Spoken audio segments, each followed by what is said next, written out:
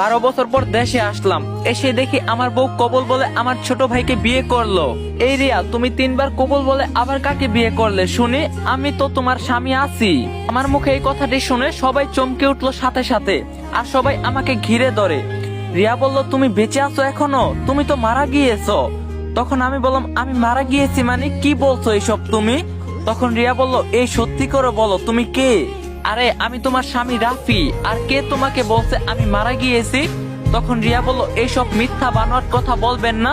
আমার স্বামী বিদেশ একটি দুর্ঘটনায় মারা গিয়েছে, কয়েক বছর হলো, তাকে মাটিও দিয়েছি। রিয়ার কথা শেষ হতে না হতেই দেখতে পারলাম আমার বাবা মা সেখানে চলে এসেছে। অনেকদিন পরে বাবা মাকে দেখতে পেয়ে জড়িয়ে ধরলাম, কিন্তু আমি লক্ষ্য করলাম তারা আমাকে কোনো পাত্তাই দিচ্ছে না। তখন জিজ্ঞাসা করলাম, মা বাবা তোমরা কেমন আছো? সাথে সাথে আমার মা বাবা বলে উঠলো, কে তুমি বাবা, আর এখানে কেন এসেছো? তুমি তো প্রায় আমার ছেলে রাফির মতোই দেখতে। তখন আমি বললাম, মা আমি তোমার সন্তান রাফি।